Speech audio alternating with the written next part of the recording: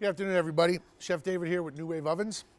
Today we're going to do wonderful winter-style country soup on our precision induction cooktop. This is basically a soup, originates in the north of France. It's called a Garbure, G-A-R-B-U-R-E. I just call it country vegetable soup, make it easy. If you live similar like I do out in western Illinois, many of my neighbors live on farms, and in their root cellars right now are basically the vegetables that we're not finding in the markets. These aren't springtime vegetables. Potatoes, turnips, smoked bacon or smoked meats, some leeks, some heavy cabbage, some carrots. All root vegetables, stuff that's stored for the winter. And that's how this soup originates. It's very simple to make. I get my son involved in making this, and it's a good way to get him to eat his vegetables. I'm gonna start off doing quite a bit of knife work, and while I do that, we're gonna add things slowly to the pot. As long as I have all my ingredients in front of me, I can cut and add them to the pot. And there is some order to it, not particular, but there's some order. Some things we want to put in last, some things we want to cook a little faster.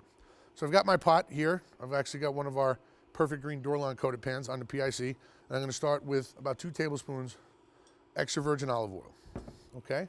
And immediately to that, I'm going to add some leeks. Now these have been trimmed and opened up and rinsed because leeks grow in sand and they get a little muddy.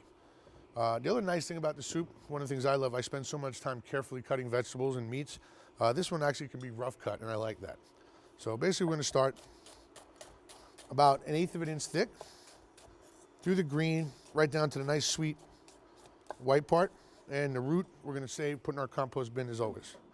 Okay, so we get this going. Get a nice little sizzle on there. You know you're a good cook when you hear that sound. Cut this one. And then right to the leeks, I'm going to add some garlic that I've already chopped. The reason I don't put the garlic in first, garlic in hot oil, big tendency to burn. Gives a bitter flavor, and we don't want that. Also, if you notice, I'm using a silicone high heat spatula. You can't put metal in our perfect greens or you'll get them to scratch. So there's my leeks going. 3 or 4 big cloves of garlic smashed and chopped. I think you guys may have seen me do that in some of the other videos. Now, at this point here, 2 different things we do to vegetables in a pot. We either want to caramelize them or get them to brown, or we want to get them to sweat. You're going to see recipes that say, let your vegetables sweat. Basically, that means we're going to cook them at about a medium-high heat. We want the liquid to come out of the vegetable. Best way to do that, a good pinch of salt. That's going to help bring out the liquid from the vegetables, keep them flying around. Second part to this dish right now is we're going to have a nice piece of smoked meat. This happens to be some really nice some bacon or some belly from pork, and it's been smoked actually up in Wisconsin. Really nice piece of meat, and I'm going to cut little simple batons out of it. 1-inch thick slices, as you see me have here, and then from the slices, another 1-inch thick, basically a big matchstick. This will start giving off some of its fat and a lot of that smoky flavor. Going to pair well with things like turnips and cabbage. Also, as the fat comes out, it's going to slow down how aggressive the rest of the vegetables are cooking. Okay, now we have some celery. I do something neat. Some people don't believe I do it. I actually love to flavor celery leaves. They're also very hearty, and they cook and they give off a really nice, intense celery flavor. So what I'm going to do is, not that I'm lazy, I'm just going to slice right through my celery, a rough cut. I'm going to leave the stems on. They've been washed. And I'm going to get these nice little leaves incorporated into my country soup here.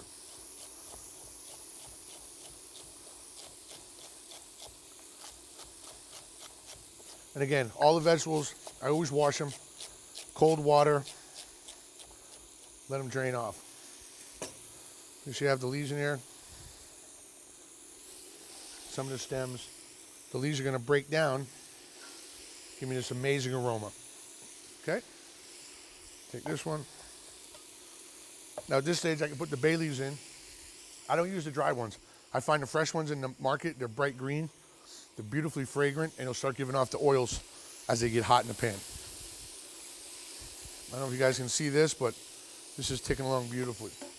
So now the rest of our vegetables, carrots and the turnips and potatoes are going to take the longest to cook. Towards the end, I'm going to add the cabbage, and I've got some already cooked northern beans, or actually here I use cannellini beans. You can use either or. I don't mind if you buy them in a can. If you do, give them a good rinse, okay? So the carrots, I cut them in half, and then just on a long angle or a bias, I slice them like this. You can cut them into circles. That's how my mom does it. She makes a very similar soup. And just cut these. Nice angle like that. We'll get these cooking. It's a very simple soup. It's fun to make with the kids. It's very inexpensive if you don't throw the carrots away. It's inexpensive because this time of year the root vegetables are actually not that expensive. Root vegetables in general aren't that expensive. So I'm going to continue cutting. Add the carrots. I'm going to do the same for the turnips. I'm going to slice them into wheels.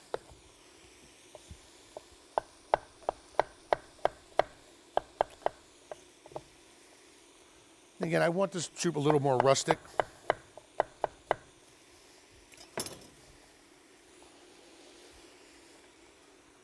This is going to simmer about 35, 40 minutes.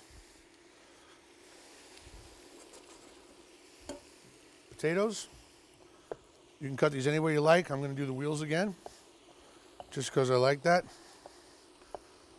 It's going to look nice in the bowl. Also, at the end of the soup, instead of adding, say, fresh chopped parsley, I could add some saved celery leaves, chop those up and sprinkle those on. Try that, guys, and let me know. Send me an email. I think you're going to find an amazing flavor. And if you're buying celery, well, you've already got the celery leaves for free. You might as well chop them up and use them. So I'm basically making the soup almost in layers, as you can see. And again, nice medium heat. And then finally the cabbage goes in. I cut this head in half. Inside the half you see the core. So what I do is I cut the half in half again. That gives me a quarter. And then very simply on an angle, the core comes right out. Okay, see that one more time? Core comes right out. And this, of course, going to my compost bin. Now the cabbage, I don't cut it into squares. I like to shred it. Watch your fingers at home.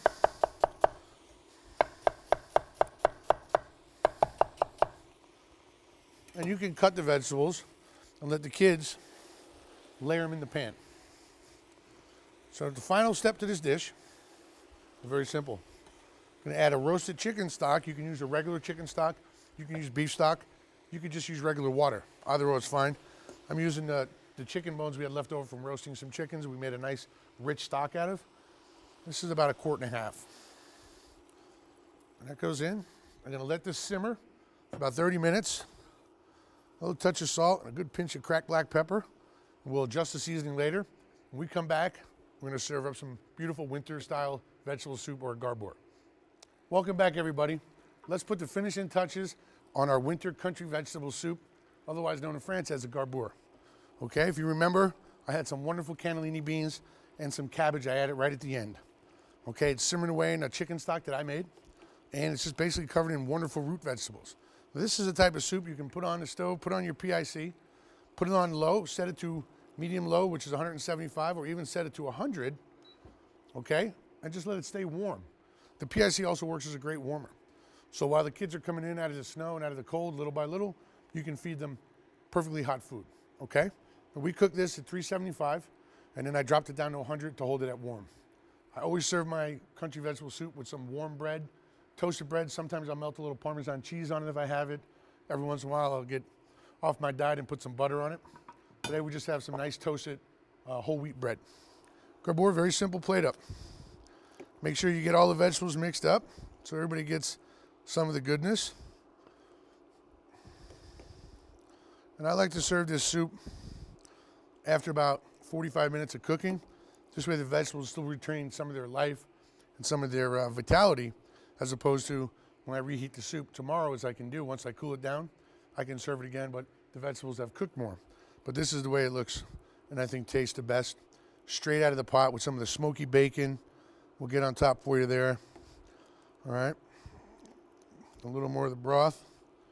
And that, I think, is a wonderful looking soup that any kid would love to have. If you want a little butcher cracked pepper, and you know me, I like a little drizzle of extra virgin olive oil for the fragrance and the health on top.